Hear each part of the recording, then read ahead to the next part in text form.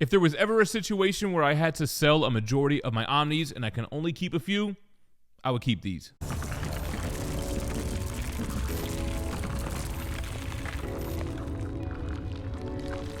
What's going on, everybody? It's your boy Gem Mint, and today we're going to take an early look at the Wolverine Omnibus Volume 6, continuing his first ongoing series and ending Larry Hama's tenure on the title. Before we jump into it, though, I do want to give a big shout out to JPG with Pryde Entertainment and their San Diego Comic-Con drop. And first of all, I love the homage from Wizard 1, the Todd McFarlane Spider-Man cover. This is a Pryde gallery. It's a new book showcasing all of the covers within Pryde Entertainment's first year. It's got new, never-before published content from Dream Killers by JPG, Anime by Rob Cannon, and Butterfly Effect by David Mack. You can get these at the That Spider-Man booth Whatnot during San Diego Comic-Con, so download Whatnot and give That Spider-Man booth a follow. All right, y'all, with that out the way, let's take a look at the Omni. All right, so this is scheduled to come out the same week that the Fantastic Four Doom 2099 is coming out. That's June 18th. This is the direct market variant by Anthony Wynn, and the standard cover is the cover for issue 115 by Leinil Francis Yu. Taking a look at the spine here. So Wolverine, Volume 6. You got a feral Wolverine running the streets on the spine there. Here's all the issues that it collects. It's Wolverine 102 through 118, plus the -1, the 1/2, and 102.5. It has annuals 96 and 97. This takes place during the events of Onslaught, especially issues 104 and 105, which are collected in that omnibus as well. Also during Operation Zero Tolerance, a little bit later on in the run. It also collects a favorite team-up of mine, the Venom Tooth and Claw 1 through 3. It's got the Maverick issue #1 for his standalone series. Logan, Shadow, Society, Kitty Pryde, Agents of S.H.I.E.L.D 1 through 3. Wolverine, Doombringer, Before the Fantastic Four, Ben Grimm, and Logan 1 through 3. It's got Wolverine, Days of Future Past 1 through 3. And it has a $125 cover price. Here we have the inside of the dust jacket, talking about ending Larry Hama's epic run on Wolverine, also known for G.I. Joe back in the days. So after a failed attempt to reimplant his adamantium, he just gives into his wild side, and Elektra comes along and tries to bring him back to his humanity. Like I said, this also takes place during the event Operation Zero Tolerance. It's got the return of Jubilee. So that's where we are in the run. You've got art by Val Semix, Anthony Wynn, and Leinil Francis Yu, who I mentioned. And here's the art on the actual hardcover. It's what they've been doing for the last few volumes, giving you these comic book panels. You can see Wolverine in that feral mode with the bone claws. Let's open up. We got these black cover pages. And they kind of keep in style with the old school Omnis. So here's like the splash page, table of contents, sort of, all the credits. But you can see it's just kind of like a plain white background, table of contents. Now, the only thing, this one has the page numbers. There are not any page numbers in this book, so that's kind of like, all right, anyway. But you get the publication, month and date, and the title of each issue, opening up into Wolverine 102. So we're in that late 90s art, big, bold panels. Wolverine tried to get his adamantium put back. It didn't take, so he's still Bone Claw ever since the events of Fatal Attractions. Then, like I said, Elektra comes along. She tries to mentor him and bring back his humanity, and she actually fails, so she'll need stick. All right, Wolverine 102.5. Actually, I want to say this is like a Boris Vallejo painting. Maybe it'll say on here. Yeah, Boris Vallejo. That boy Gem good. I don't know everything, but I know some things. So, a little bit all over the place. I mean, you get a consecutive run of Wolverine. And like I said, in issues 104 and 105, we're in the Onslaught era. Here's 105, Onslaught Impact Part 2. But I like the idea of having Wolverine's first ongoing series collected as much as they can in these omnibus formats. I know they end up renumbering and going back to Legacy to get to issue 300. But we've got Wolverine Volume 1, which has everything that led up to his ongoing series, plus the first, I think, 8 issues, and now here we are. We're in the 100s. Now, I'm trying to remember, where did I read Operation Zero Tolerance? So here's the Wolverine Annual 96.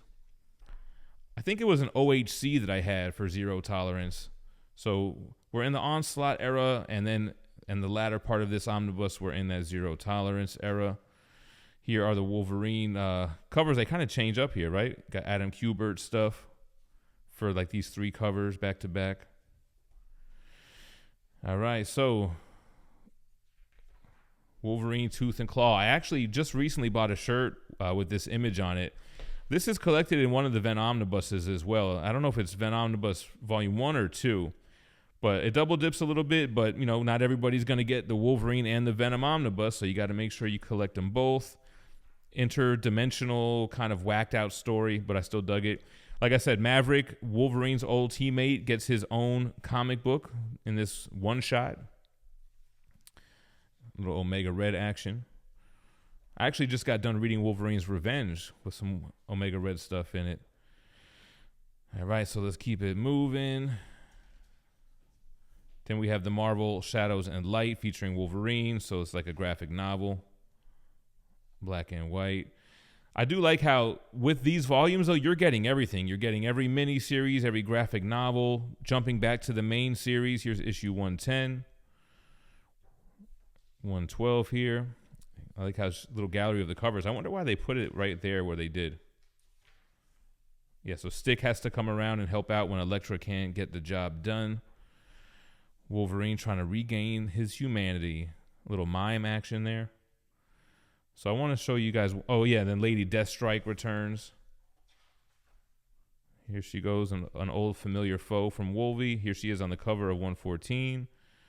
And then 115 is the standard cover by Leinil Francis Yu. And this is after Operation Zero Tolerance, which I read years ago. I would like to do a whole Wolverine read-through. I'll probably do it one of these days. All right, let's see, what else do we got? So Wolverine back in action. Got some adamantium back in him here. Here's Annual 97, Humanity Lost, Wolverine fighting wolves and wendigos and such. Here's the Wizard 1/2 issue. All those 1/2 issues were Wizard, right? Didn't CGC even do like a CGC 9.5 for those issues? Nice little graphic novel here with Silver Samurai. You got Doug Moench from Moon Knight lore. Gotta love some Silver Samurai. So throwing a lot of familiar foes at you from Wolverine's lore. All right, and then here's the Ben Grimm and Logan.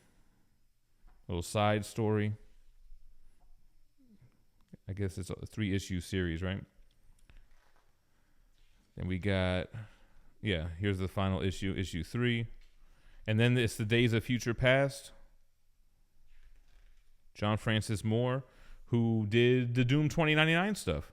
Yeah, Wolverine Days of Future Past 3-issue miniseries. This is also reminiscent to what Hickman just did with Capullo in Wolverine's Revenge.